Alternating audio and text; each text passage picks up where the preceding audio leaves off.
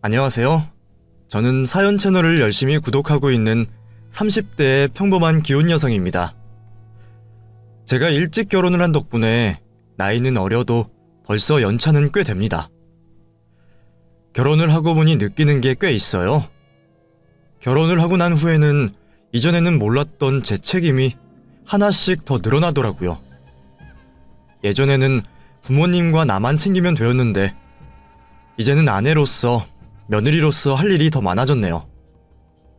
그런 며느리로서 가장 걱정될 날이 바로 명절이 아닐까 싶습니다. 이제 곧 추석을 앞두고 있는데 저와 같은 며느리분들은 준비를 잘하고 계시는지 궁금하네요. 사실 몇 년 전까지만 하더라도 저는 명절이 항상 스트레스였어요. 아무리 잘해도 욕먹고 못하면 더 욕을 먹다 보니 제발 한 번이라도 욕먹지 않고 즐거운 명절을 보내고 싶은 것이 늘 바람이었어요. 제게는 늘 야박하셨던 저희 시어머니 때문에 말이죠. 그런데 요즘에는 저도 명절이 더 이상 두렵지 않습니다. 이제는 어머니도 절 구박하지 않으시고 식구들도 늘어난 덕분에 일손도 늘어서 명절이 즐겁고 기다려지기도 하네요. 제가 명절 증후군에서 벗어날 수 있었던 그 사연이 여러분들도 궁금들 하시겠죠? 그럼 지금부터 제가 명절날 겪었던 웃지 못할 사연을 전해보도록 하겠습니다. 이런 자리라 말을 할 수 있는 거지만 사실 저는 어려운 형편에서 자랐었습니다. 어려서부터 어려운 가정 형편 때문에 일찍 아르바이트를 시작했었고 하고 싶은 것도 많이 포기하고 살아야 했었죠. 그래서 저는 공부도 곧잘 했었지만 형편 탓에 가고 싶던 대학도 미루고 집안의 빚을 갚기 위해 일찍 일을 시작하게 되었습니다. 다른 친구들 20살 되자마자 전부 대학에 입학하여 맨날 MT이며 동아리 활동이며 하면서 청춘을 즐기는데 그동안 저는 일을 하면서 생활비를 벌고 빚을 갚기 위해 일을 해야 했었죠. 그땐 제 인생이 왜 이리 팍팍한지 답답하기도 하고 학교 다니는 다른 친구들이 너무나 부러웠습니다. 돈만 있었으면 나도 다른 아이들처럼 걱정 없이 학교를 다니고 싶다 생각했었죠. 처음에는 그런 욕심은 조금 지나면 없어질 거라 생각했었는데 제 생각보다 그런 미련이 오래 남는 것 같더라고요.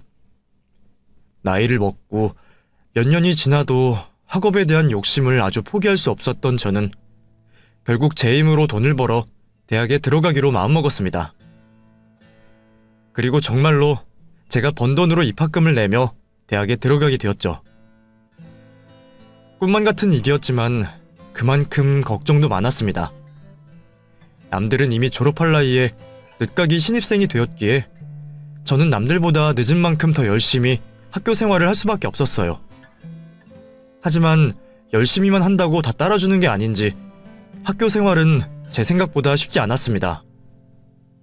몇 년 새 머리가 굳었는지 이전처럼 공부가 쉽지도 않았고 저보다 4-5살 한참 어린 동기들과 어울리는 게 어려운 일이었어요. 4년 동안이나 학교 생활을 무사히 하려면 동기들과도 잘 지내야 할 텐데 동생들은 제가 불편한지 가까이 다가오질 않았고 저도 어떻게 먼저 다가가야 할지 모르겠더라고요. 공부를 너무 하고 싶었기에 뒤늦게라도 대학에 입학했지만 공부에도 때가 있는 건지 한참 늦어버린 저는 적응이 어려웠습니다. 그런 차에 저를 도와주는 한 사람이 나타났어요. 저보다 어린 연하의 남자, 동기 정호였어요. 원래도 성격이 좋은지 주변에 사람도 많고 친구도 많던 정호는 제게도 참 친절했습니다. 다른 동기들이 알려주지 않는 정보들도 나눠주고 학교 생활에 요령이 없어 고생하는 제가 구하지 못한 족보들도 얻어다 주며 그 학교 내에서 유일하게 저를 챙겨주던 고마운 사람이었어요. 가뜩이나 늦은 공부와 대학 생활에 적응하느라 힘들었던 제게 그런 도움의 손길은 무척 고마운 일이었습니다. 그렇게 도움을 주고받으며 저희는 조금씩 가까워질 수밖에 없었고 어쩌다 보니 저희 두 사람은 어느새 연애를 시작하게 되었어요. 저도 연하 남자친구는 처음이었지만 정호가 워낙 듬직한 스타일이라서 연애를 하는 동안에는 나이 차이도 잊을 정도였어요. 가끔은 오히려 저보다도 오빠 같은 면 때문에 제가 의지하고 배울 점도 많았었죠. 남자친구를 만난 뒤로 저는 학교 생활이 수월해졌고 삶이 즐거워졌습니다. 스스로 학비를 벌면서 대학 생활을 하느라 일과 공부에 치여 쉴 틈 없던 제 인생에 남자친구는 유일한 휴식처였어요. 덕분에 저는 성격도 더 밝아졌고 점점 행복했습니다. 그래서 저도 그런 행복이 오래가기를 바랐죠. 하지만 어느 날 전혀 뜻하지 않았던 일이 벌어지고 말았습니다. 저희가 혼전 임신을 하게 되었던 거였죠. 전혀 예상하지 못한 일에 저는 당황스러울 수밖에 없었어요. 그때는 저희 둘 다 한창 공부 중이었고 학교 생활이 바쁠 시기였는데 그런 때에 아이가 생겼다니 어떻게 해야 좋을지 답을 몰랐죠. 저보다 어린 정우가 훨씬 더 당황스러웠을 텐데도 남자친구는 제게 당황하는 기색 없이 저와 아이를 책임지겠다고 말했습니다. 정우야, 어떡해? 나 임신이래. 나 이제 어떻게 하면 좋아? 누나, 걱정하지 마. 누나랑 우리 아이는 내가 꼭 지킬게. 내가 당장 학교를 그만두고 일을 해서라도 책임질 테니까 우리 하루빨리 결혼하자. 누나, 나 믿어줄 수 있지? 같이 사고 쳐놓고 나 몰라라 하는 무책임한 남자들도 많다던데 저보다도 어린 남자친구가 오히려 저를 다독여주며 자신있게 책임진다는 얘기를 해주니 무척 고맙더라고요. 그렇게 저는 남자친구를 믿고 결혼을 하기로 약속했고 저희는 결혼 허락을 받기 위해 정훈의 집으로 인사를 드리러 가게 되었습니다. 솔직히 가기 전부터 마음이 불편할 수밖에 없었어요. 안 그래도 나이 많은 여자친구를 좋아하실 만한 어머니들이 흔하지 않을 텐데 그 와중에 대학생 신분으로 임신까지 하고 나타났으니 어머니 입장에서도 기가 막히실 것 같았습니다. 차라리 제가 남자친구보다 어렸더라면 철이 없다 생각하고 이해해 주실지도 모르는데 하필 제가 남자친구보다도 더 누나인데 그런 실수를 했으니 저도 어머니 앞에서 할 말이 없었죠. 그런 생각을 하고 걱정하면서 찾아갔는데도 어머니의 반응은 그 이상이었습니다. 아무렴 그 정도로 저를 싫어하실 줄은 몰랐거든요. 어머니는 저를 보자마자 기함을 하며 싫어하셨어요. 별 말씀도 없었지만 그게 오히려 더 무섭더라고요. 화를 내셨다고 해야 하는지 격렬하셨다고 해야 하는지 그냥 처음부터 저를 싫어하는 티가 너무 나서 무서웠었죠. 어머니는 남편을 혼자 키우셨고 그래서 엄하시다는 얘기를 들은 적이 있었어요. 남자친구에게는 형이 하나 있었는데 두 형제가 어렸을 적 아버님이 일찍 돌아가시면서 어머님이 혼자 자식들을 키워내셨더라고요. 혼자 두 자식을 기르기가 쉽지 않을 거라는 건 알지만 고생이 많으셨다는 어머니는 그래서 더 무섭고 깐깐해 보이셨습니다. 어머니는 남자친구보다 나이도 많고 가진 것도 없는 저를 대놓고 무시하셨습니다. 뭐? 임신을 했다고? 나 참 살다 너 같은 앤 처음 본다. 듣자 하니 네가 정호보다 나이도 한참 많고 사정이 어려워서 학교도 늦게 들어갔다 그러던데 나이도 먹을 만큼 먹고 세상도 알 만큼 아는 애가 어떻게 이런 짓을 벌일 수가 있니? 형편이 어려워서 학교를 못 갔으면 늦게 다닌 학교 생활에 더 충실했어야지. 네가 무슨 정신이 있다고 연애질이나 하고 다니고 지보다 어린 남자 꼬셔서 애를 만들어. 그래 놓고 뭘 잘했다고 이렇게 찾아오는 거니? 나더러 니들 결혼이라도 시켜달라 이거야? 엄마, 저희 결혼할 거예요. 그래도 제가 아빠인데 제 아이 책임져야죠. 아이고, 내가 정말 미친다. 얘는 지 형만큼 하지도 못하는 것을 비싼 돈 들여서 학교 보내놨더니 기껏 가서는 저딴 애를 만나고 돌아다니고 이제는 지 팔자를 지가 꼬고 앉았네. 내가 너 이러라고 학교 보낸 줄 알아?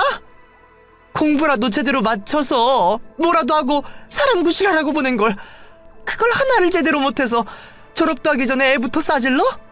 네가 정신이 있는 거야 없는 거야? 길길이 화를 내시는 시어머니는 너무 무서웠습니다. 그런데 상황을 보다 보니 어머니가 저만 무시하는 게 아닌 것 같아 보였어요. 저야 남인이 마음에 안 드는 것도 많았겠지만 그래도 어렵게 키운 자식에게 모진 막말을 하시는 게 의아했었죠. 그냥 화가 많이 나셔서 그러신다고 하기에는 말끝마다 형님과 비교를 하고 하나하나 무시를 하는 것들이 보이더라고요. 알고 보니 남자친구는 어머님에게 예쁨 받는 자식이 아니었습니다. 어머니는 깨물어서 덜 아픈 손가락이 있으신 건지 남자친구는 자기가 어려서부터 형과 차별당하며 자라왔었다고 하더라고요. 원래 우리 형이 좀 엄친아야. 뭐든 잘하고 잘났고 게다가 장남이잖아. 그래서 그런지 엄마가 원래 형을 참 많이 예뻐했었어. 아버지 살아계실 적에도 형을 예뻐하긴 하셨지만 그래도 그전에는 아버지가 계셔서 다행이었는데 아버지 돌아가신 뒤로는 엄마가 형만 대놓고 편애하기 시작하더라고. 집에 어쩌다가 소시지라도 하나 있으면 당연히 형한테 주고 새 신발, 새 옷은 전부 형 몫이었지.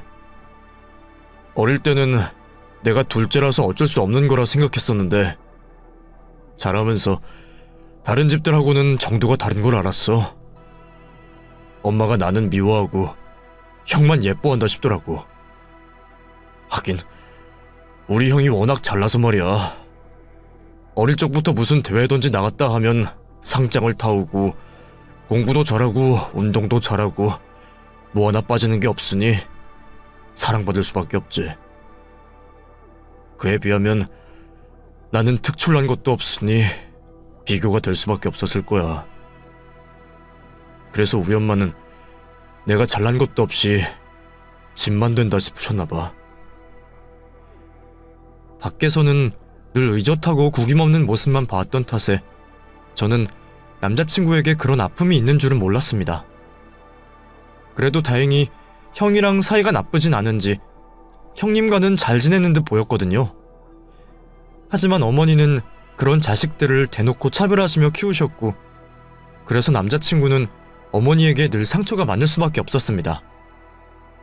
그 사연을 알고 보니 남자친구가 더 짠하고 제가 괜히 미안했어요. 어쩌면 밝아 보였던 남자친구의 모습들도 전부 그런 상처를 숨기려 일부러 더 밝게 보였던 게 아닐까 싶어서 괜히 마음이 아프더라고요. 그걸 결혼할 때가 되어서 알게 되니 왠지 그 사람을 더 보듬어주고 싶었습니다. 그래도 다행히 저희는 결혼 허락을 받아낼 수 있었습니다. 어머니는 저를 마음에 들어하지 않으셨지만 결국 아이 때문에 마지못해 허락하실 수밖에 없으셨어요. 내가 너 좋아서 허락하는 거 아니다. 그래도 애가 생겼으니 어쩌겠어. 어쨌든 결혼은 허락하지만 도와줄 생각은 없다. 니들도 나이 먹을 만큼 먹었고 더 이상 어린애들 아니니까 결혼하고 싶거든 니들 알아서 하고 나한테 뭐 바라지 마라. 알겠니? 어머니는 결혼 허락은 하시지만 도움받을 생각은 말라며 으름장을 놓으셨고 그 말처럼 정말 저희 결혼에 일절 관여하지 않으셨습니다. 저희 부모님을 만나는 상견례 자리에서도 사돈 앞이라고 하기에는 민망할 정도로 무관심하고 심들어간 모습을 보이셨죠. 그렇게 번갯불에 콩 구워 먹듯 결혼 날짜를 정하게 되었어요. 뱃속에 있는 아이 때문에 서둘러 결혼식을 올려야 했지만 당장의 생활비를 걱정해야 할 만큼 저희에게 능력이 없었습니다. 그런 상황이다 보니 남편은 얼마 남지 않은 대학을 그만두고 돈을 벌겠다고 했어요. 그게 최선의 방법일 수는 있겠지만 저는 그 선택만은 남편이 하지 않았으면 했습니다. 짧게 보면 당장의 생활비를 벌 수 있어서 최선으로 보일 수 있겠지만 나중엔 분명 직업을 구하는 데 있어 힘들어질 테니 좋은 선택이 아니었어요. 대학을 들어오기 전 일을 하면서 남편과 비슷한 예를 많이 보았던 저는 남편의 자퇴를 말렸고 제가 움직일 수 있을 때까지 일을 하기로 했죠. 말도 안 되는 소리 하지 마. 어떻게 임산부가 남편 대신 일을 해. 그렇다고 일을 해본 적도 없는 당신이 당장 일자리를 구할 수 있는 것도 아니잖아. 그래도 난 이전에 다니던 곳에 말씀드리면 내 사정 봐주시고 쉬운 일이라도 할 수 있을 거야. 조심하면서 할게. 그리고 출산날 다가오면 그만두고. 당신 졸업까지 얼마 안 남았잖아. 지금 당장 1, 200 벌겠다고 대학 그만두면 나중에 더 많은 월급 받을 기회 잃는 거야. 다들 이번 잠깐만 일하는 거라고 마음먹고 와서는 평생 눌러앉은 모습 내가 맨날 봐왔다고. 그러니까 내 말 듣고 대학까지 졸업해. 정 미안하면 졸업과 동시에 취직할 수 있게 잘해보던가. 결국 숱한 대화 끝에 남편은 계속해서 대학을 다니게 되었고 저는 대학을 자퇴하고 난 뒤 일을 하게 되었습니다. 그토록 가지고 싶었던 대학 졸업장이었지만 아이를 낳고 나서도 다닐 자신 없더라고요.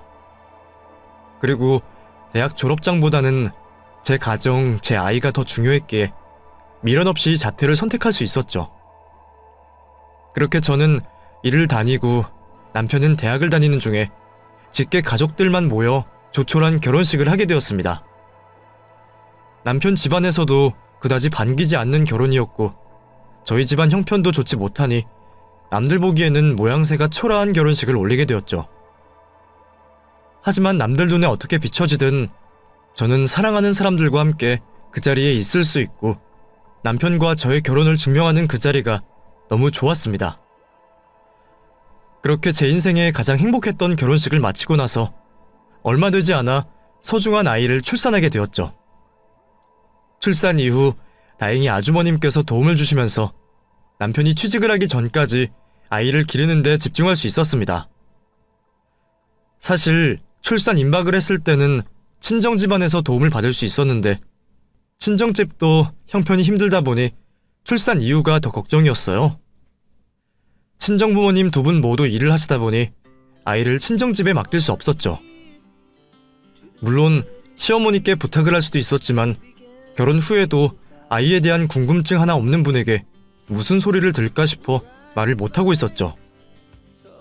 그런데 아주머님께서 남편에게 저희 사정을 듣고 도움을 주시게 된 거였어요. 이게 무슨 돈이에요, 아주버님? 많지는 않은 돈인데 정우랑 재수씨 생활비에 보탰어요. 미안해요. 정우 저 녀석이 원체 자기 집일에 말을 안 해서 상황이 힘든지 모르고 있었어요. 먼저 알았더라면 재수씨 고생 안 시켰을 텐데. 계좌번호 알려주시면 매달 이 정도 금액을 보내줄게요. 혹시 무슨 일이 있어서 돈이 더 필요하면 그때도 어려워하지 말고 말해요. 그래도 어떻게 이 돈을... 어차피 이 돈 정우에게 다 받아낼 거니까 너무 신경 쓰지 말아요. 그리고 저희 어머니 성격 아시죠? 제가 재수씨 도운 거 알면 또 난리 나실 거니까 비밀로 해요. 평소 사업을 하시느라 워낙 바쁘시기도 하고 말수도 별로 없으신 분이라 제가 아주버님을 너무 어려워했었는데 알고 보니 마음이 따뜻하시고 속이 깊으신 분이었어요. 그날 일 이후로 종종 아주버님과 대화를 할 자리가 있었는데 어머님께서 동생에게만 모질게 행동하시고 저를 못마땅해 하는 건 모두 속상해 하시더라고요. 그렇다고 아주버님께서 동생과 저를 감싸고 들면 어머님께서 더한 반응을 내실 걸 알기에 어쩔 수 없이 두고만 보고 계셨던 거죠. 비록 다른 행동을 못 해주셨지만 그래도 시댁가족들 중에 저희 생각을 해주는 사람이 있다는 거에 안심을 했고 힘을 얻을 수 있었습니다. 그렇게 아주버님께서 주시는 도움으로 생활을 이어가다 남편이 저와 약속을 한 것처럼 대학 졸업 전에 취직을 하게 되었어요. 그래서 경제적으로는 숨통이 트이게 되었죠. 그런데 하나가 해결되면 또 하나의 문제가 다시 생기듯 집안 형편에 숨통이 트이자 또 다른 고민거리가 생기게 되었습니다. 이번에는 해결될 방법도 보이지 않았죠. 바로 시어머니의 시집살이였어요. 남편의 취업 소식을 듣고 나서는 바로 저를 부르시더라고요. 내가 지금까지 집안일이 있어도 너를 부르지 않았던 이유는 네 배가 불러서이기도 했지만 정우가 제대로 인간 구실도 못해서 내게 손을 벌릴까 싶어 놔뒀던 거다.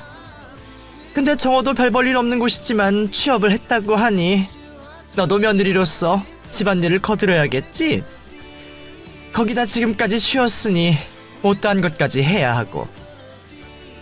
마치 선전포고를 하듯 집안일에 대해 말씀을 하신 어머님으로 인해 저는 그 다음날부터 시댁에 불러들어가야 했습니다. 이미 어린 시절부터 몸으로 하는 고생에는 이골이 난 저였기에 어머님께서 시키시는 일들이 힘들진 않았어요. 잠시 숨 돌릴 틈 없이 일하는 것보다 힘들었던 건 저와 남편을 인격적으로 모독하시는 어머님의 말이었죠. 내가 밥만 먹고 다시 일하라고 했더니 아직까지 밥을 먹고 있니? 어머니께서 사오라고 한 물건이 없어서 한참 찾다가 이제 들어와가지고요. 얼른 밥 먹고 시키신 일 해놓을게요. 돌아다니기 전에 전화해보면 헛걸음하지 않아도 되었을 텐데 너는 대학도 들어갔다는 애가 왜 그렇게 바보처럼 행동하니? 하기야, 너랑 정우가 들어간 대학이 제대로 된 대학은 아니겠지. 설령 그렇다고 해도 너도 이제 애 엄마인데 정신 좀 차리고 살아라. 아빠든 엄마든 두 사람 중에 믿을 구석이 있어야 아이가 흔들리지 않고 자라지. 걔도 너희처럼 자라게 하면 안 될 거 아니야. 그래도 내가 보기엔 정우 걔보다는 네가 아주 조금은 나은 것 같아 알아들을 것 같아서 말을 하는 거야. 물론 남편까지 욕을 하는 어머님 때문에 기분이 무척이나 나빴지만 제가 완벽하게 어머님께서 시키시는 일을 한다면 남편은 좋게 봐주시지 않을까 싶었어요. 애초에 저까지는 바라지도 않았죠. 그런 이유로 어머님이 시키시는 일이면 토시 하나 안 틀리고 완벽히 해내려고 노력을 했습니다. 하지만 역시나 아무런 소용이 없었죠. 나중에는 제가 한 걸 남편이 한 것처럼 행동하며 어머님 마음에 들어보려고 했지만 그것마저 별 반응이 없으셨죠. 어머님, 이거요. 정호 씨가 어머님 좋아하시는 거라고 사왔더라고요. 직접 드렸으면 더 좋았을 텐데 회사 일 때문에 바빠서요. 이게 뭐냐? 저도 그것까진 모르겠네요. 처음 볼 때부터 포장지에 쌓여 있었어요. 사실은 제가 어머님 댁을 수시로 드나들며 알게 된 정보로 직접 준비한 선물이었습니다. 전부터 드시던 브랜드의 홍삼이었는데 선물로 들어오실 때만 드셨거든요. 그런데 때마침 선물로 들어왔던 홍삼이 딱 떨어지고 있어서 제가 점수를 따기 위해 준비를 했던 거죠. 그런데 저와 남편이 선물한 건 선물도 아닌 건지 미온적인 반응을 하시더라고요. 홍삼이구나. 근데 너희들 이런 거 선물할 만큼 형편이 되나? 꼭 형편이 되어야 선물하는 건 아니니까요. 자주 하는 것도 아니고 그이가 어머님 생각이 나서 한 것 같아요. 그런 거라면 이왕 선물하는 거 제대로 된 걸로 사오든가 해야지. 겨우 홍삼이 뭐냐? 그게 아니면 뭐하러 이런 곳에 돈을 써? 정호 씨는 어머님 생각하는 마음에 내 생각하는 거면 너희들 앞가림이나 잘해라. 내 유일한 걱정거리들이 너희들이야. 혹시 내 발목은 잡지 않을까 걱정을 한다고. 아니, 내 발목을 잡으면 그나마 다행이지. 만약에 우리 명호 발목 잡으면 내가 죽어서 내 남편 조상님들 얼굴은 어떻게 보겠니? 그러니까 이런 곳에 돈 쓸 여유 있으면 너희들 미래 준비나 똑바로 해라. 다른 가족들에게 피해주지 않게. 무엇을 해도 미운 자식은 미운 자식인가 봅니다. 평소 좋아하시는 선물을 해도 소용이 없었죠. 그것만이 문제가 아니었어요. 아주버님께서는 사업일 때문에 바빠 집안 행사를 못하셨고 그런 것들 모두를 둘째인 남편이 하고 있었는데도 항상 구박만 들어왔습니다.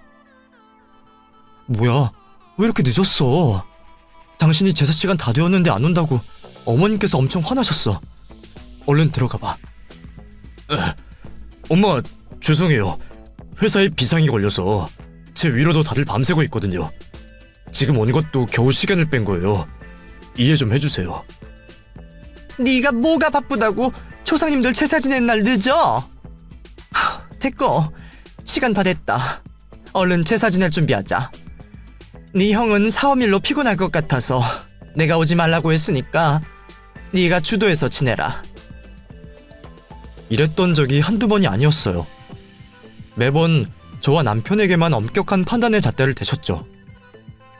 어느 부분 조금이라도 누그러지는 모습이 있어야 이 고생도 언젠간 끝나겠지 하고 버티겠는데 처음부터 지금까지 저희에게만 일관되게 보이시는 모습으로 인해 지쳐만 가고 있었죠.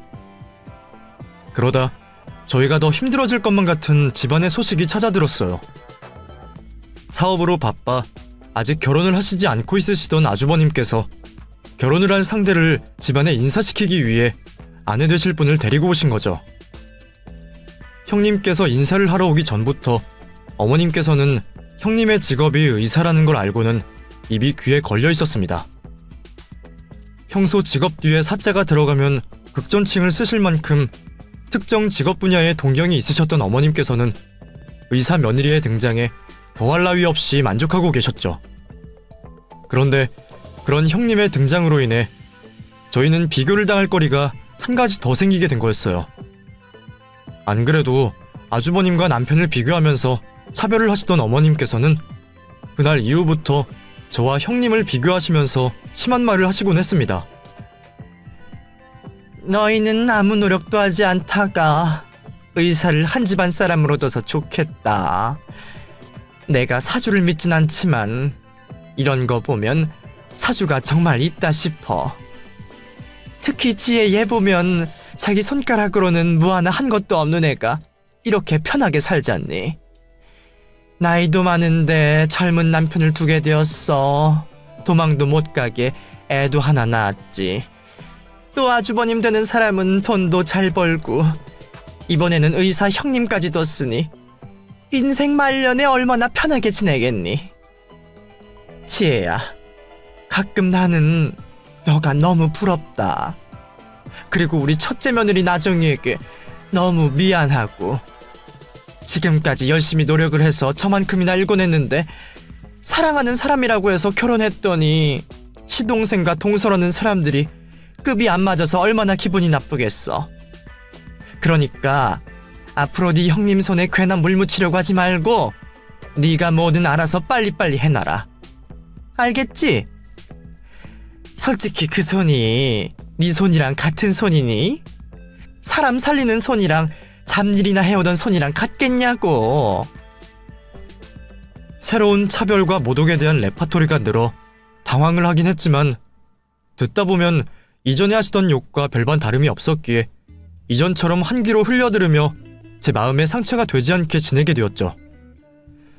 그러다 추석이 다가왔습니다.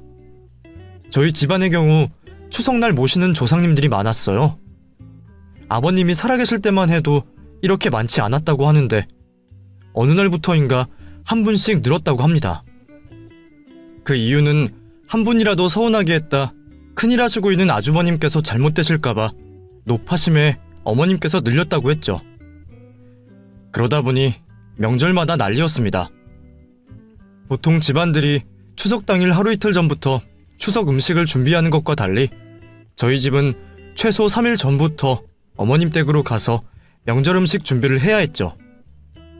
그나마 남편이 학교를 다니고 있을 때는 저를 대신해 애를 봐주거나 차례 음식 만드는 데 도움을 주어 숨 돌릴 틈이라도 있었는데 회사를 다니고 나서는 오로지 저와 어머님 두 사람이 모든 걸 다 해야 했습니다. 사건이 벌어진 그날 또한 추석 당일 한참 전에 어머님 댁으로 가서 일을 하고 있던 중이었죠. 이번에도 얼추 이 전쟁 같은 차례 준비가 끝나가고 있었습니다. 그날만 고생하면 다음 날에는 음식을 상에 올리고 치우기만 하면 되었죠. 그런데 전날부터 아프던 배의 통증이 오늘이 되어서도 계속 이어지고 있었습니다. 통증 또한 간헐적이 아니라 지속적으로 계속 아파오는 것이 가볍게 넘겨서는 안 될 것 같더라고요. 그래서 우선 인터넷 검색을 하여 대충 어떤 질병의 통증인지 확인을 하려고 했죠. 그런데 통증이 내려오는 위치나 발열, 복부 압통 등 모두 맹장염 증상이더라고요. 꼭 맹장염이 아니라도 단순히 배탈 이상의 통증이다 싶었던 저는 어머님께 제 상황을 설명하여 병원에 잠시 다녀오려고 했습니다. 어머니, 저 어제부터 계속 배가 아파하는데요. 지금까지 너무 아파 검색을 해봤더니 맹장염 증상 같아요. 꼭 그게 아니더라도 배탈은 아닌 것 같아서 병원 좀 다녀올게요. 뭐? 너 지금 오늘이 무슨 날인 줄은 아니? 이제까지 멀쩡하던 애가 하필 가장 바쁘고 중요한 추석 전날 배가 아파? 그리고 네가 무슨 의사라도 되냐? 네가 뭘 안다고 맹장염이니 뭐니 하면서 아는 척을 해? 왜? 네 형님으로 의사가 들어오니까 너도 의사 흉내라도 내보고 싶은 거야? 이게 잔꾀만 늘어서 시키는 일도 안 하려고 이제 쇼까지 하네?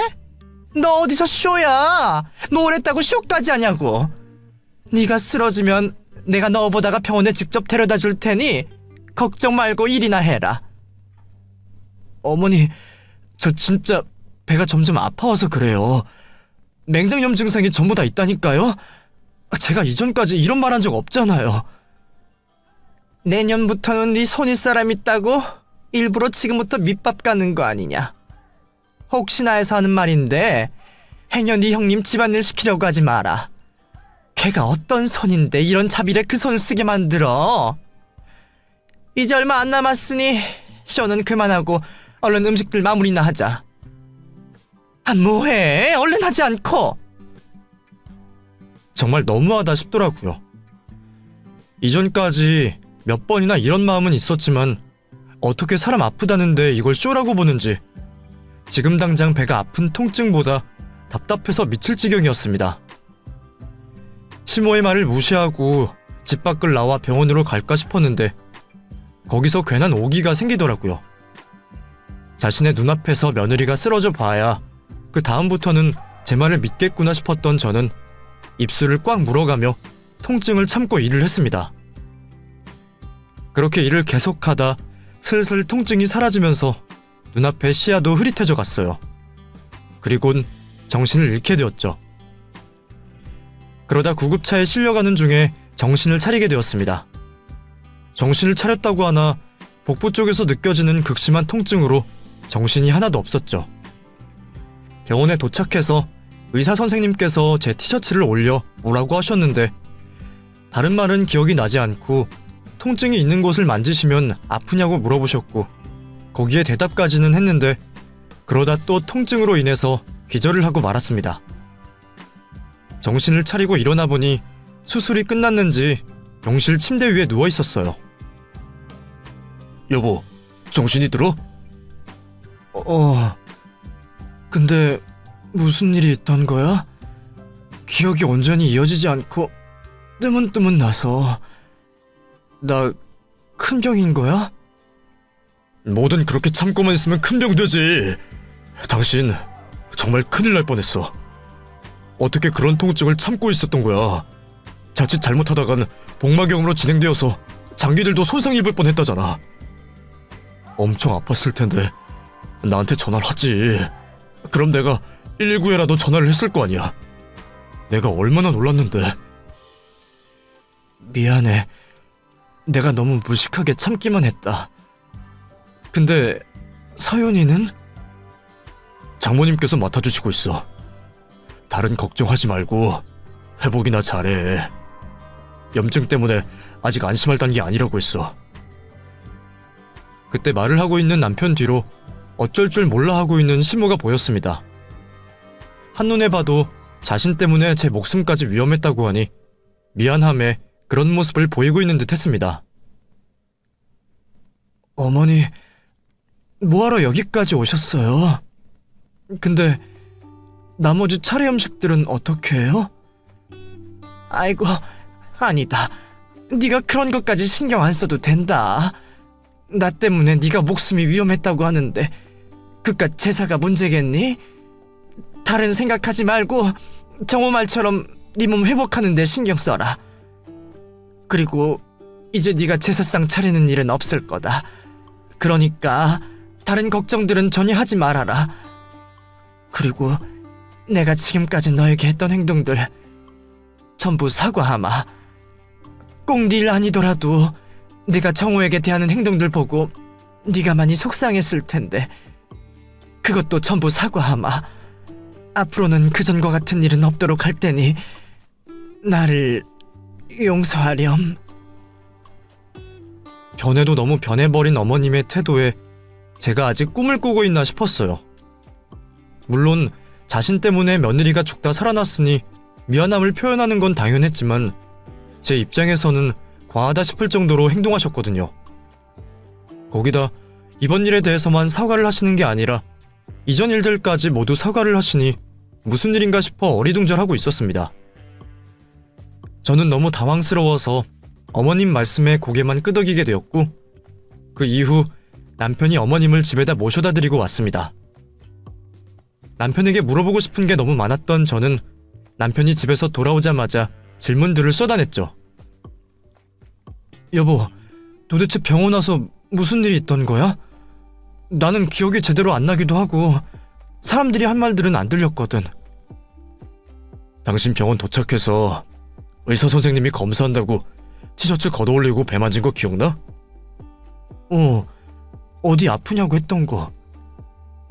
그리고 나서 당신이 초음파 검사 받으러 갔을 때 의사 선생님께서 어머님께 당신이 언제부터 아팠는지 확인을 하고 계셨거든. 그때 어머니가 당신 아픈 와중에 명절 음식 한다고 잡아둔 걸 알게 된 거야. 근데 그게 뭐라고? 의사 선생님이 남의 집 일에 관여하시진 않을 거 아니야. 그렇지. 문제는 여기가 형수님 근무하시는 병원이라는 거지. 뭐? 여기가 형님께서 일하시는 곳이야? 엄마가 너 쓰러지니까 당황하셔서 119 전에 형수님께 전화를 한 모양이야. 명절이니까 의사들이 제대로 있나 걱정되었나 봐. 어쨌든 너 봐주시던 의사 선생님이 형수님께 이 사실들을 전부 말하게 된 거지. 이후 남편에게 듣게 된 두 분 사이의 대화로 인해 어머님께서 저에 대한 태도를 왜 바꾸시게 되었는지 알게 되었습니다. 저를 치료해주신 동료 의사분에게 병원으로 후송되기 전 상황을 들으셨던 형님께서는 이 상황이 이해가 되지 않으셨나 봅니다. 그래서 제 상태를 확인을 하러 찾아오신 어머님에게 따져 물으신 거죠. 나정아, 첫째는 괜찮은 거지? 네 동료 의사분이 겨우 맹장 터지는 거 가지고 사람이 죽는다고 겁을 주잖니. 어머님, 겨우요? 충수염으로 사람 죽어요. 수술법 알기 전에는 충수염으로 죽는 사람 많았다고요. 지금도 병원 빨리 찾지 않으면 죽을 수도 있고요. 지혜씨 얼마나 위험한 상황이었는지 들으셨다면서요. 그런데 그렇게 별일 아닌 것처럼 말씀을 하세요. 나는 잘 모르니까 그래. 내가 미안하다. 사과는 지혜씨한테 하셔야죠. 그리고 제가 이야기를 전해들은 게 도저히 이해가 안 되어서 명호씨에게 물어봤는데요. 아무리 며느리라고 하지만 너무하신 거 아니에요? 아휴, 네가 명호한테 무슨 말을 들었는지 몰라도 오해하지 마라. 너는 내가 얼마나 바쁘고 귀한 사람인지 아는데 너를 시키려고 하겠니? 너는 지금처럼 네 일에만 집중하면 된다. 집안일은 네가 신경 쓸 필요가 없어요. 아니요, 지금 이게 잘못되었다는 거예요. 사람 직업과 형편 때문에 차별을 하면 안 되죠. 그리고 그걸 떠나서 대충 듣기만 해도 지혜씨한테 너무하시더라고요. 저는 명호씨의 다른 것보다 내면이 마음에 들어서 결혼까지 생각했어요. 그런데 그런 명호씨를 기른 어머님께서도 훌륭한 인품을 가지신 분일 거라고 생각했죠. 그런데 지혜씨한테 하셨다는 행동의 일부만 들었는데도 너무 실망스럽네요. 그래서 이 결혼 다시 생각해봐야 할 것 같아요. 제 입장에서는 어머님께서 그런 분이시라는 게 받아들이기 힘드네요. 뭐? 나정아, 왜 그러냐? 네가 무슨 오해를 한 것 같아. 이번 일은 명절이라 어쩌다 보니 이렇게 되었는데 평소에는 내가 지혜에게 얼마나 잘해준다고. 그럼 제가 직접 정호씨나 지혜씨에게 가서 물어볼까요? 어머님 말씀대로라면 명호씨가 뭘 오해해도 단단히 오해하고 있는데 부모 자식 간에 그런 오해가 있으면 안 되니까요. 아니, 그게... 지혜씨 일어나면 가셔서 지금까지 하신 행동들 진심으로 사과하세요.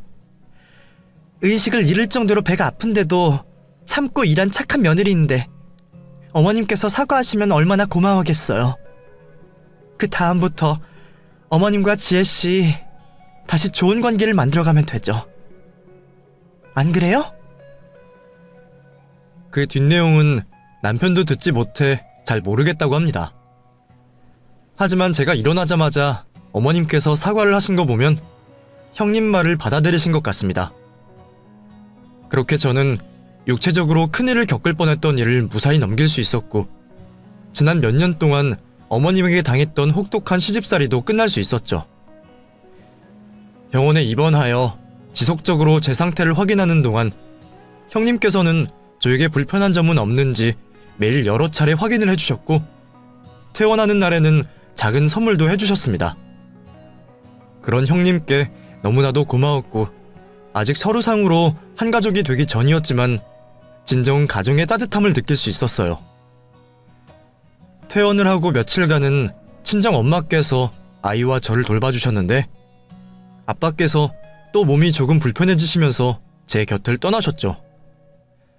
그런데 그 빈자리를 저희 시어머니께서 채워주셨습니다.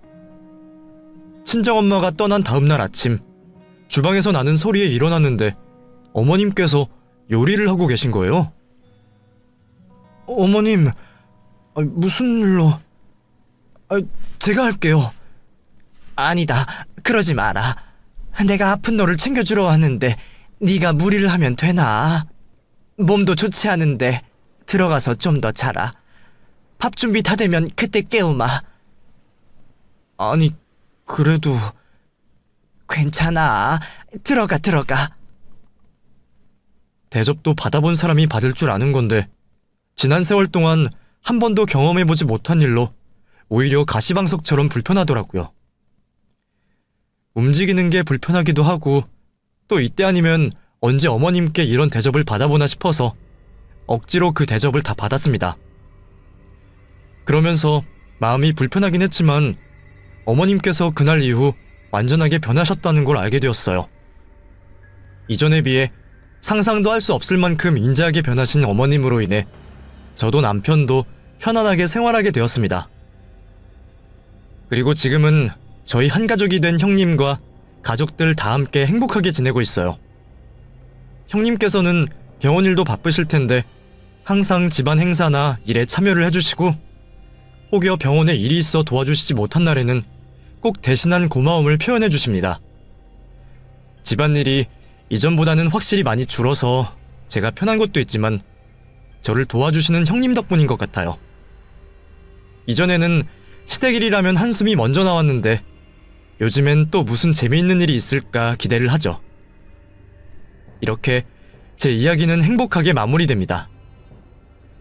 이제 얼마 남지 않은 추석 명절, 구독자 여러분들 모두 가족과 함께하는 행복한 시간 보내시길 바라겠고, 저 역시도 즐거운 가족 모임이 되도록 노력하겠습니다. 그럼 글 읽어주셔서 감사합니다.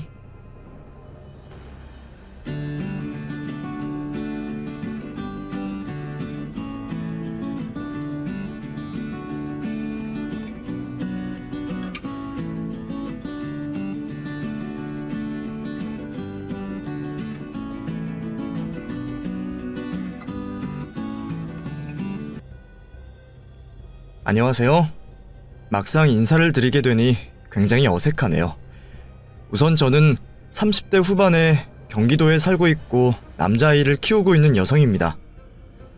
아이를 키우다 보니 잠깐 틈나는 때를 이용해 유튜브를 자주 보고 있어요. 그러다 이곳을 알게 되었네요.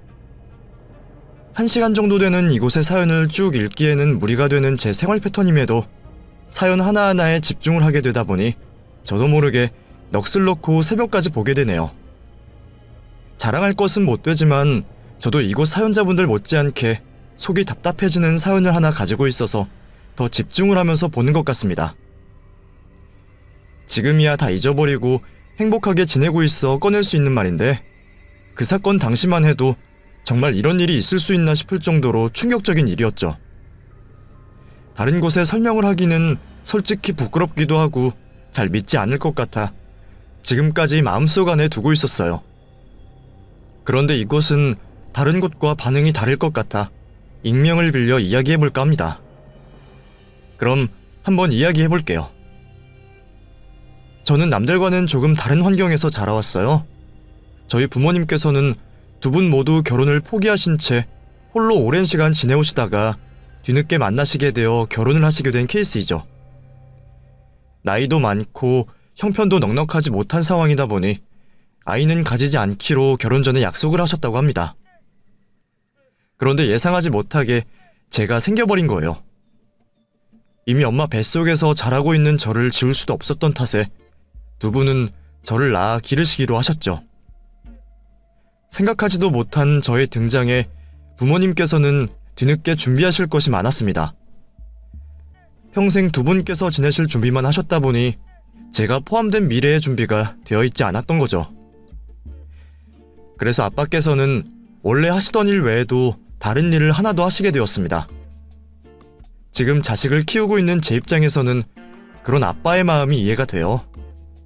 자식에게 남들 못지않게 해주고 싶으셨겠죠. 그런데 그 마음이 독이 되고 말았습니다. 낮에 일하던 곳에서 퇴근을 하신 후 집에서는 저녁만 드시고 곧장 부업을 하러 나가신 아빠께서 사고를 당하시게 되었고 결국 엄마와 저를 남겨둔 채 세상을 떠나시게 된 거죠. 결국 늦둥이인 저를 나이가 많으신 엄마 혼자서 키워야 했습니다. 하지만 어린 시절의 저는 그런 엄마의 상황을 이해하기에 너무 철이 없었고 다른 친구들의 어머니들에 비해 늙은 엄마가 창피하기만 했죠.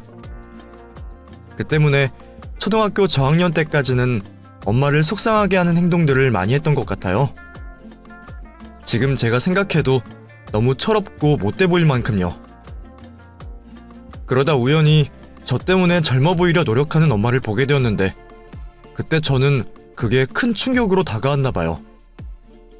그날부터 우리 엄마의 있는 모습 그대로를 사랑하게 되었고 자랑스러워했죠. 친구들은 저희 엄마가 나이가 많다며 놀렸지만 그럴 때마다 저희 엄마가 더 많은 지혜와 삶의 지식을 가지고 있다며 아무렇지 않게 넘겼습니다. 당연히 놀리려고 한 행동에 제가 아무런 반응이 없자 친구들도 더는 저를 놀리지 않았죠. 그 이후로도 사회에 많은 편견적인 시선이 있었지만 저는 나름대로 꿋꿋이 아무렇지 않은 듯 버텨왔어요. 그런 것들보다 더 고민되는 일이 있었기에 신경을 쓸 수도 없었죠. 그 고민은 집안 형편이었습니다. 아빠가 돌아가시고 나서 안정적인 수입이 없던 탓에 엄마는 매일 돈 걱정을 저 몰래 하셨어요. 거기다 나이도 많으시다 보니 앞으로 얼마나 더 일을 하실 수 있을지도 몰라 미래에 대한 걱정이 많으셨죠. 엄마는 내색을 하지 않으시려 했지만 그 좁은 방에서 엄마의 걱정을 알아채는 건 그리 어려운 일이 아니었습니다. 그래서 남들보다 좀 일찍이 철이 들었던 것 같아요. 어떤 물건이든 최대한 저렴하게 사려고 했고 크게 불편한 게 아니면 친구들이 버리는 걸 가져다 사용하기도 했죠. 그리고 우리 집 형편에 사치일 수도 있는 대학 진학을 일찍이 접게 되었습니다. 공부보다는 당장에 도움이 되는 돈을 벌기 위해 학교를 다니면서 아르바이트를 하게 되었죠. 엄마는 그런 저를 보고 미안해 하셨지만 저는 집안에 도움이 될 수 있다는 게 더 좋았습니다. 그때 제 꿈은 무슨 가게이든 제 이름으로 된 가게를 열어 큰 돈을 버는 거였어요. 뭐로 성공하겠다가 아니라 막연하게 돈 많이 버는 일을 하겠다였죠. 가게를 하려면 목돈이 있어야 했고 그 목돈을 벌기 위해 저는 시급이 꽤 되던 동대문 옷시장에서 일을 하게 되었습니다. 그리고 그곳에서 우연히 사업 아이디어를 얻게 되죠. 동대문 옷시장에서 일을 하면 매일 사입 삼촌들이라는 분들을 만나게 됩니다. 그 사입 삼촌들은 저희가 거래처에 주문받은 옷을 봉투에 담아 준비하면 그 봉투를 챙겨가는 사람들이었죠. 돈 버는 일이라면 뭐든 궁금한 게 많았던 저는 사입 삼촌들이 하는 일에도 관심을 가졌고 다른 이야기들도 나누다 보니 우연히 인터넷 쇼핑몰에 대해 알게 되었어요. 그리고 그곳이 돌아가는 전반적인 상황도 듣게 되었죠. 잘 되기만 하면 큰 돈을 벌 수 있다는 말에 관심이 갔지만 그것보다 작은 돈으로도 할 수 있는 사업이라는 말에 더 끌렸어요. 그래서 용기를 내어 저도 경험 삼아 쇼핑몰을 해보게 되었습니다. 동대문 시장에서 일을 하고 있으니 시장 조사라는 건 어려운 게 없었고 그 시장 조사를 데이터 삼아 옷을 구입해 팔기 시작했습니다. 그런데 생각지도 못하게 쇼핑몰이 잘 되기 시작했어요. 얼마 지나지 않아 동대문에서 일하는 것보다 더 많은 수익을 가져다 주었고 그러다 보니 사업에 집중하기 위해 동대문 일을 그만두게 되었죠. 낮과 밤이 바뀌어 생활이 힘들긴 했지만 그래도 적지 않은 돈을 벌게 되었고 제 생각보다 일찍 엄마를 편하게 해드릴 수 있었어요. 이후 나날이 쇼핑몰은 커지게 되었고 그렇게 번 돈을 다른 또래 친구들처럼 사치나 제 몸에 투자하지 않았고 바로 다른 사업과 투자에 넣었습니다. 운이 좋았는지 손대는 사업마다 만족할 만큼의 성과를 얻게 되었고 주식으로도 꽤 재미를 보았죠.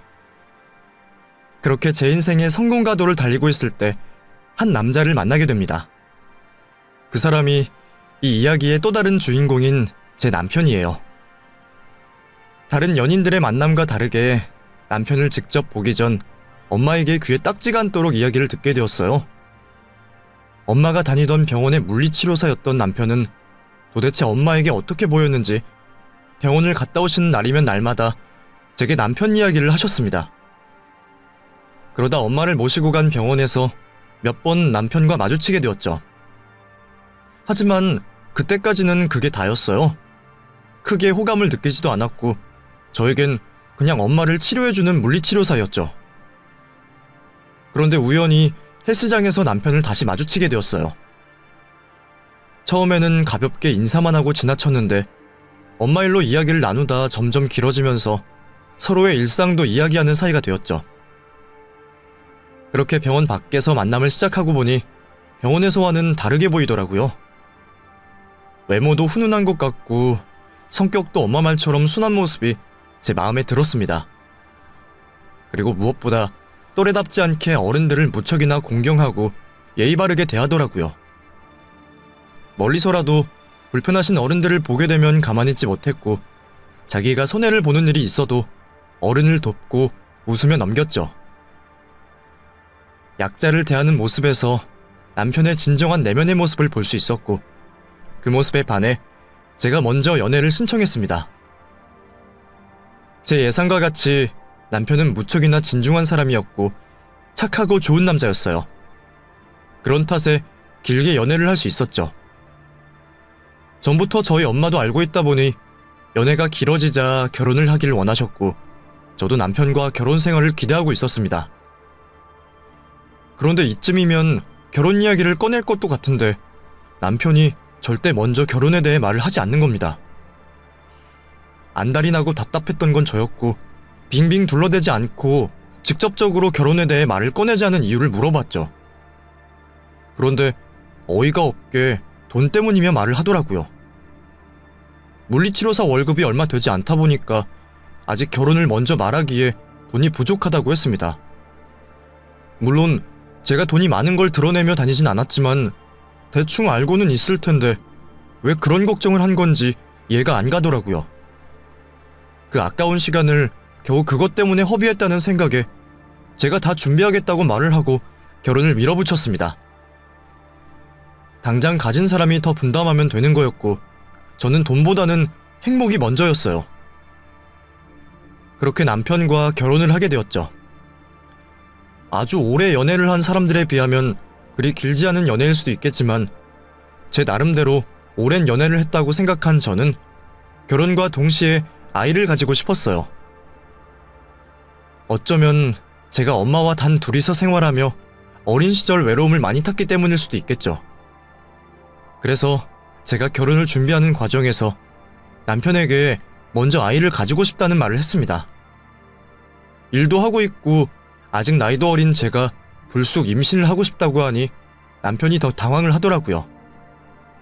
남편 입장에서는 가계 경제에 대한 부담도 별로 없고 제가 임신을 한다고 수입이 없는 것도 아니니 제 의견을 수용해 주었어요. 그래서 남들보다 빨리 임신 계획을 가지게 되었죠. 그런데 생각처럼 임신이 쉽게 되지 않더라고요. 남들에게 꺼내놓고 이야기하기엔 민망해서 저희 두 사람이 아름아름 정보를 알아봐 임신이 된다는 방법은 다 써봤지만 좀처럼 아이 소식은 들어오지 않았습니다. 그래서 제가 먼저 남편에게 병원에 가보자고 말을 하게 되었죠. 그런데 병원에서 저희 두 사람 모두에게 난임이 될 만한 문제가 있다고 했습니다. 남편은 정자의 숫자도 정상 범주에 한참 미치지 못했고 정자들의 운동성 또한 많이 떨어진다고 했습니다. 운동과 생활 습관으로도 충분히 고쳐질 수 있다고 의사 선생님께서는 말씀하셨지만 직업이 물리치료사인 남편은 운동도 열심히 하는 편이었고 몸에 안 좋은 것들은 하지 않는 바른 생활 사나이였어요. 그러다 보니 의사 선생님의 개선될 수 있다는 말씀에도 남편은 이미 자신감을 많이 잃은 듯 보였습니다. 그리고 저는 선천적인 문제로 인해서 임신이 안 되는 건 아니지만 착상에 어려움이 있다고 하더군요. 처음 찾아간 병원에서 그런 이야기를 듣게 되니 놀라기도 했지만 현실을 받아들이기 어려웠어요. 그래서 다른 병원들을 찾아가 검사를 받아봤죠. 하지만 결과는 항상 똑같았습니다. 그래서 남편과 진지한 상의 끝에 시험관 시술을 받기로 했고 혹시 모를 상황을 대비하여 남편의 정자들을 미리 냉동 보관하게 되었죠.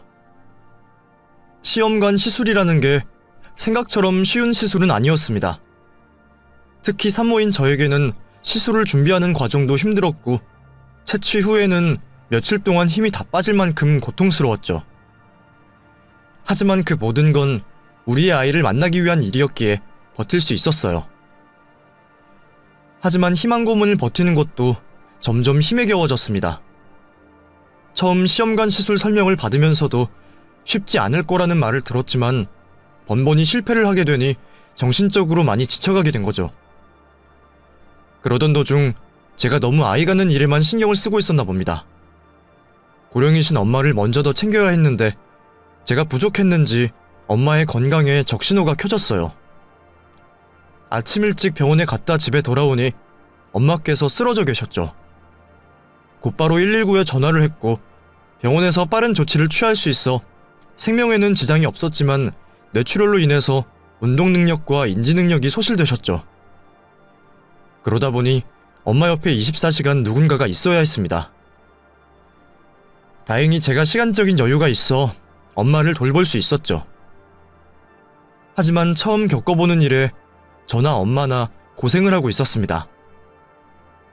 그러다 두 사람 다 고역을 치르는 모습을 보다 못한 남편이 저희 엄마를 전담해서 모시겠다고 했죠. 어차피 내가 밖에서 돈 벌어온다고 해서 우리 형편에 큰 도움 되는 것도 아니고 장모님 곁에 필요한 간병인 쓰고 재활치료받으면 내 월급이랑 비슷할 거야. 그럴 바에는 마음이라도 편하게 내가 장모님 전담하는 게 낫지. 불편하시지 않게 집에서 재활치료도 하고. 괜찮겠어? 그래도 친어머니도 아닌데. 그리고 당신 지금 하고 있는 일 많이 좋아하잖아. 장모님, 내 어머니이기도 해. 그리고 이전에도 장모님 재활치료 맡아서 해봤으니까 누구보다 장모님 몸에 잘 알고 있고. 그리고 지금처럼 지내다간 당신도 금방 지칠 거고 장모님께서도 힘들어하실 거야. 그걸 보는 나도 더 힘들고. 내가 명색이 물리치료사인데 나한테 맡기는 게 맞지. 내가 장모님 편하게 모시면서 움직이시는 것도 조금은 더 편해질 수 있도록 재활치료도 할게. 아무리 한 가족이 된 사이라고 하지만 선뜻 나서기 어려운 선택을 해준 남편에게 너무 고마웠습니다. 그리고 이 분야의 전문가인 남편에게 엄마를 맡기는 게 맞는 일이었죠. 며칠 후 병원에서 일을 그만둔 남편은 저를 대신하여 엄마 곁에 있어주게 되었고 자신의 개인적인 시간들도 모두 내놓은 채 엄마가 건강을 회복할 수 있는 데 집중을 해주었습니다. 확실히 전문가의 손길은 다르긴 달랐어요.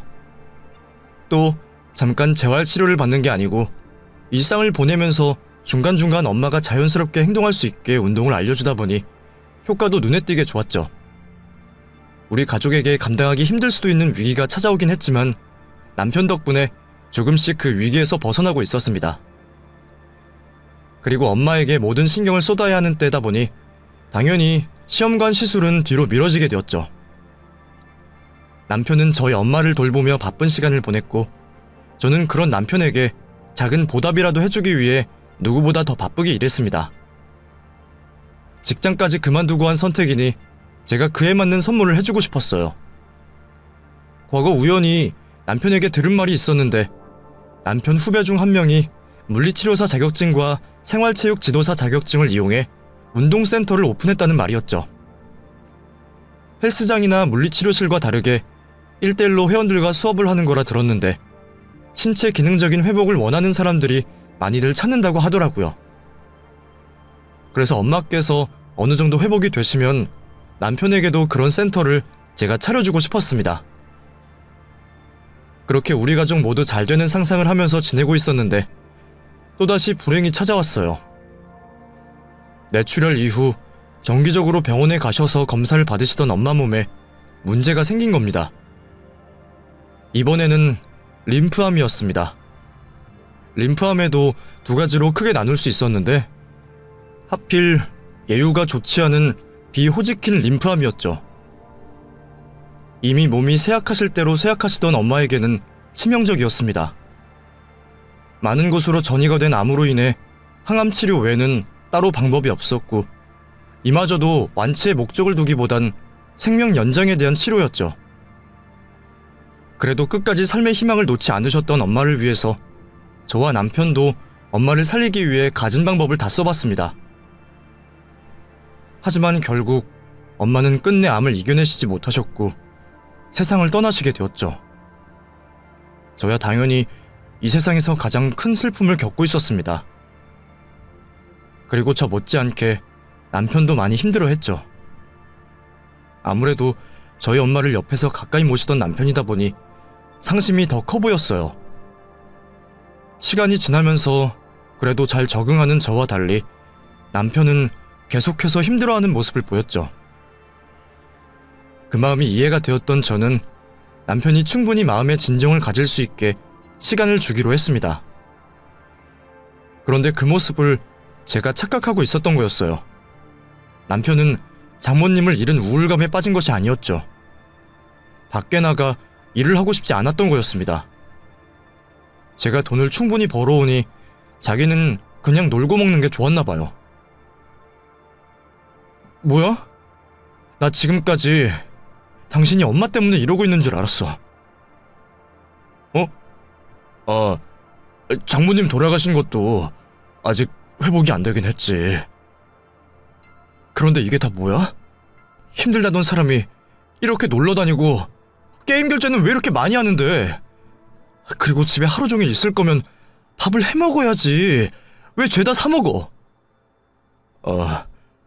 솔직히 내가 다시 일을 해봤자 너에 비해 얼마나 버냐? 둘 중 한 명은 좀 편하게 있어도 되잖아.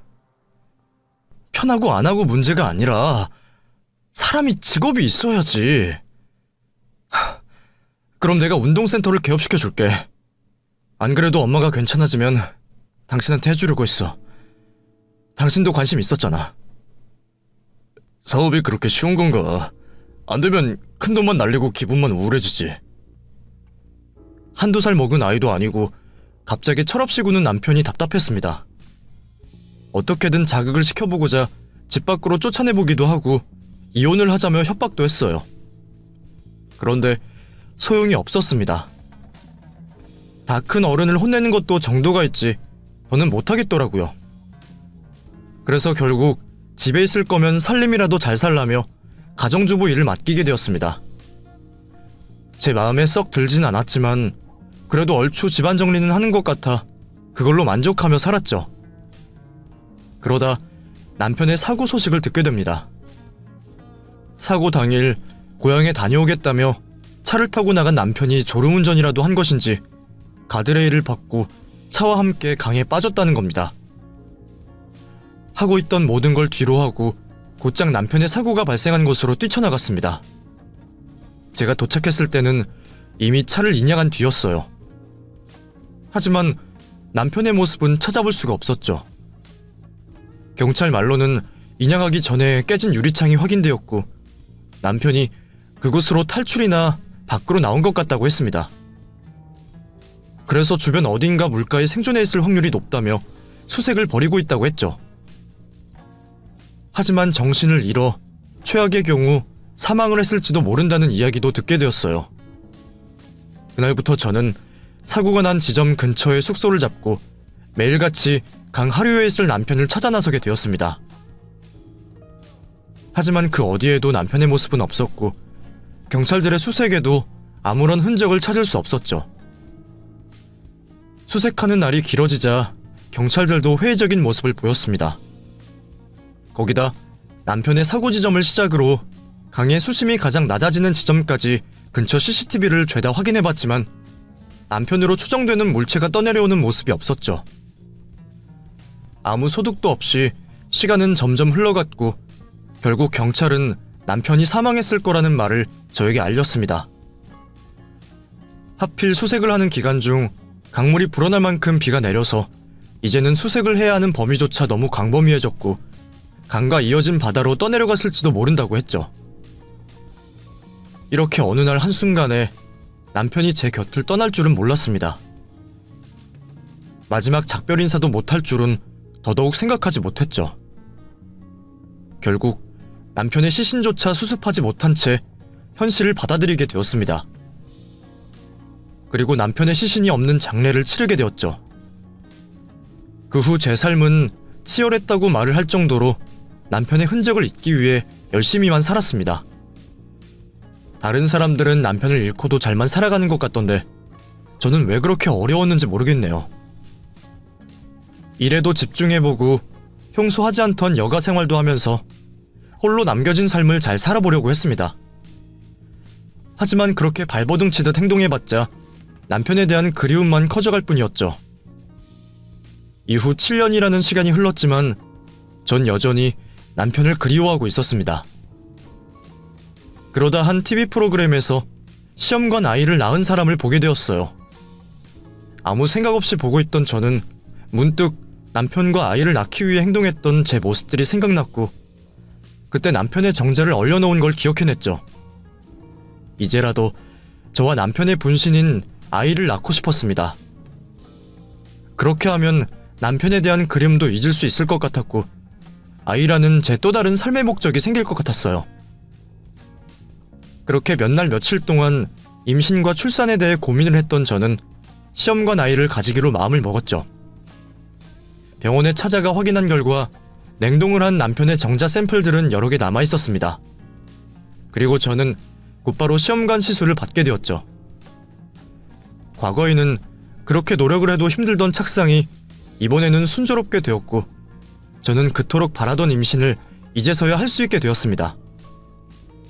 착상을 하고 난 뒤가 더 조심을 해야 했기에 저는 자세부터 먹는 것까지 어느 하나 조심하지 않는 것이 없었어요. 조심해 또 조심을 했죠. 옆에서 저를 돌봐줄 사람이 없으니 항상 몸의 작은 반응들도 유심히 저 스스로 살펴봐야 했고 항상 만약의 일을 대비하여 준비하며 지내야 했죠. 하지만 그 고생들 모두가 뱃속 아이의 태동 한 번이면 싹 다 잊혀졌습니다.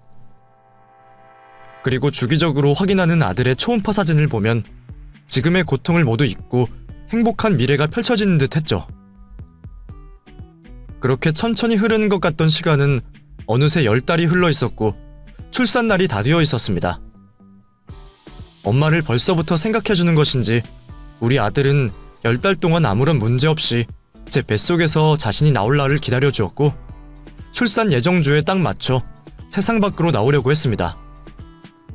진통이 시작되었고 출산을 위해서 분만실로 이동을 하게 되었어요. 진통으로 숨이 가빠오며 벌써부터 힘들었지만 그래도 곧 보게 될 아이로 인해서 기대와 흥분이 된 상태였습니다. 두근거리는 마음으로 분만실에 들어가게 되었고 첫 출산임에도 불구하고 다른 수고 없이 빠르게 우리 아들을 출산하게 되었죠. 다른 말보다 건강하게 태어났다라는 의사선생님 말에 세상 모든 것에 감사했습니다.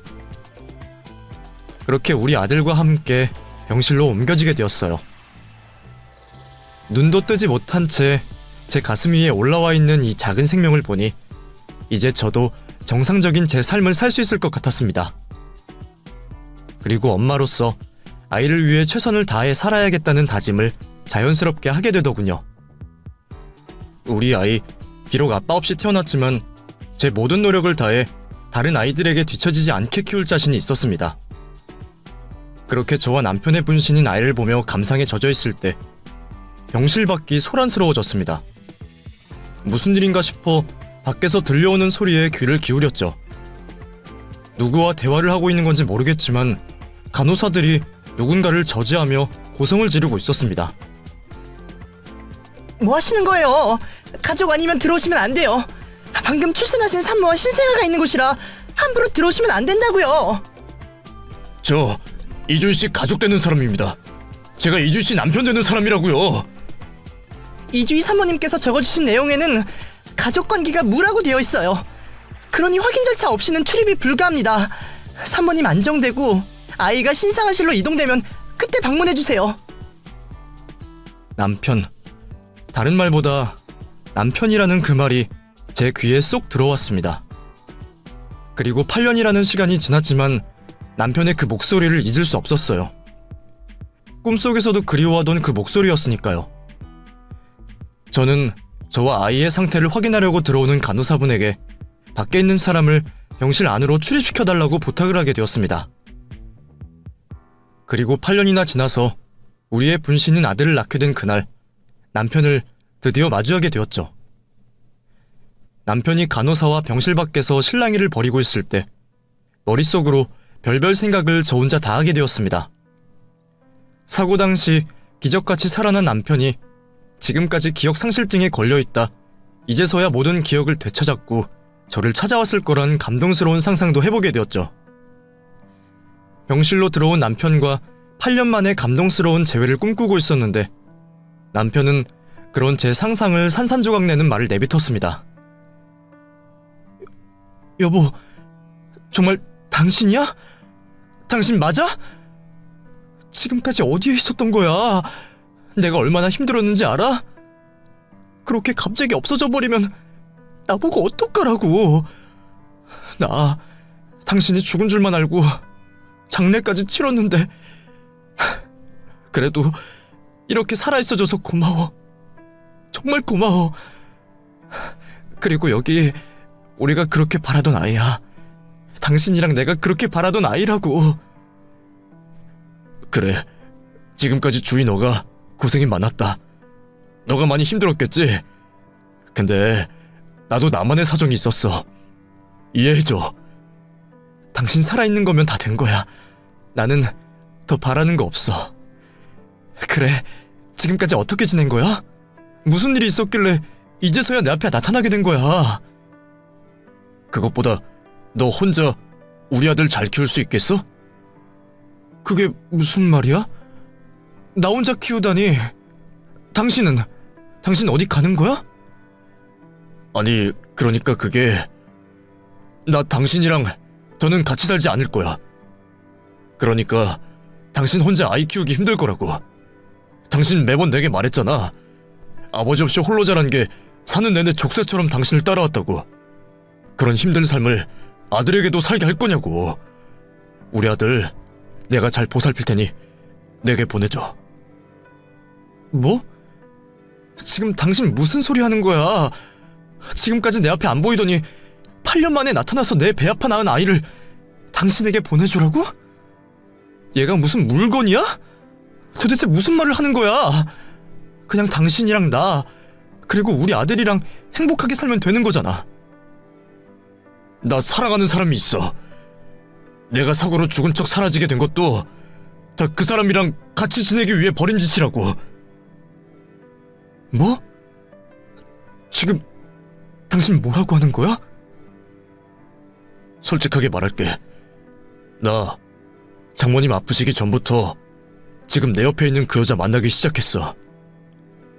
항상 당신 옆에 있으면 초라해지고 작아지는 것과 달리 그 여자는 나를 자신감 있는 사람으로 만들어줬어. 그래서 당신이랑 항상 이혼하고 새로 출발하고 싶었다고. 근데 당신은 내가 무슨 짓을 하든 이혼할 생각을 안 했잖아. 그렇다고 간통죄가 있는데 바람피고 있다고 솔직하게 말할 수도 없는 거고. 내가 도망가면 당신 성격이 못 찾아낼 사람도 아니고 어떤 식으로든 되갚아주려고 할 텐데 불안에 떨며 숨을 쓸 수도 없고. 그래서 한 선택이야. 내가 죽은 척하면 당신이 포기할 줄 알았어. 그래서 당신을 피하려 죽은 척 남의 신분으로 살고 있었다고. 뭐? 나 몰래 외도를 하고 있었다고? 그렇게까지 했으면 좋아하는 여자랑 끝까지 숨어 살지. 왜 갑자기 나랑 내 아이 앞에 나타난 거야? 이제 와서 뭐가 달라졌다고 내 앞에 나타나서 내 애까지 데려가겠다고 난리를 피우냐고. 우리도 불임이야. 별별 노력을 다 해봤는데 이번엔 아예 무슨 수를 써도 아이가 생길 가능성도 없다고 하더라. 그러다 당신 임신 소식을 듣게 되었어. 처음 그 소식을 듣고는 섬뜩할 정도로 놀랐는데 다시 생각하니 그 아이도 내 아이다 싶었지. 그래서 내가 데려오려고 방법을 생각하고 있는데 간통죄가 폐지된다고 하더라. 그럼 나도 겨우 위자료 정도만 내면 되는 거잖아. 그래서 찾아온 거야. 내 아이 데리고 가려고. 미친 소리 하지 마. 내가 당신 같은 사람한테 아이를 보내줄 것 같아? 당신 없을 때도 나 혼자 잘 키울 수 있다는 생각이 나은 아이야. 당신 같은 아빠 없어도 충분히 나 혼자 잘 기를 수 있다고. 그럴 것 같아? 당신만 당당하면 우리 아들도 당당하게 살 것 같냐고. 당신도 지금까지 수많은 사람들의 편견 직접 받아왔잖아. 그걸 알면서도 혼자 잘 기를 수 있다고? 나한테 줘. 우리 아들 내가 내 사랑하는 여자와 함께 정상적인 가정에서 보란듯이 잘 키워줄 테니 더 큰 소리 없이 보내준다면 1년에 몇 번씩은 만날 수 있게 해줄게. 당신이 생각해도 어느 가정이 더 정상적이고 아이를 위한 것인지 단번에 판단이 되잖아. 정말 아이만 곁에 없고 몸만 괜찮다면 병실에 있던 집기들로 남편을 때려 죽이고 싶었습니다. 8년 만에 나타나 겨우 여자 하나 때문에 죽은 척을 하고 있었다는 것도 충격인데 제 가정사를 들먹이며 아이까지 뺏어가려고 하니 당장에 때려 죽이고 싶은 마음이었죠. 아무리 제가 사랑에 눈이 삐었다고 해도 어떻게 저 따위 쓰레기와 연애를 하고 결혼해서 살았는지 그런 선택을 한 제가 원망스럽고 시간을 돌리고만 싶었습니다. 어떻게든 남편에게 복수를 하고 싶었던 저는 남편을 붙잡아 놓는 게 먼저라고 생각이 되었죠. 그래서 경찰을 부를 방법을 생각하게 되었어요. 남편이 보는 앞에서 경찰을 부르면 도망을 칠 수 있어 대놓고 신고를 할 수는 없었습니다. 아이를 핑계 삼아 간호사를 부른 뒤 경찰에 신고해달라고 부탁을 하기로 했죠. 우선 이제 막 태어난 아이 앞에서 할 이야기는 아닌 것 같아. 어차피 신생아실로 보내야 하니까 아이 보내고 다 따져가면서 이야기해보자. 간호사 좀 부를게. 금방 간호사가 병실을 찾았고 다른 병실과 사뭇 다른 분위기로 저와 남편의 눈치를 보는 듯 했습니다. 저는 아이를 간호사에게 건네주면서 입모양으로 경찰이라는 말과 함께 손으로 수화기 모양을 취했어요. 아주 잠깐이었지만 간호사는 제 모습을 보며 알아들었다는 듯한 눈빛을 보냈고 이내 아이를 데리고 병실 밖으로 나갔죠. 그 뒤 저는 남편을 경찰이 올 때까지 잡아두기 위해 아무 말이나 생각나는 대로 말을 하며 시간을 끌었습니다. 그래서 지금 당신이랑 사는 그 여자는 만족하고 있다고 해? 당신처럼 놈팡이 같은 남자는 정말 잠깐만 좋잖아. 남자로서 기본적인 책임감도 없고 능력도 없고. 주희야, 너처럼 사람들 전부가 능력 가지고만 사람을 평가하는 게 아니야. 너같이 불우한 사람은 알 수가 없는 진정한 사랑이 있다고. 진정한 사랑? 그럼 집에 앉아서 놀고 먹을 줄이나 알고 내가 벌어온 돈 쓸 줄만 아는 남자를 이해해주고 포용해준 나는 뭔데? 그거야, 다 네가 나보다 더 우월하다는 만족감을 느끼려 행동했던 거 아니야. 그런 치졸한 감정 따위는 비교를 할 수가 없지. 치졸? 나는 진심으로 당신을 위해서 행동했던 일들이었어.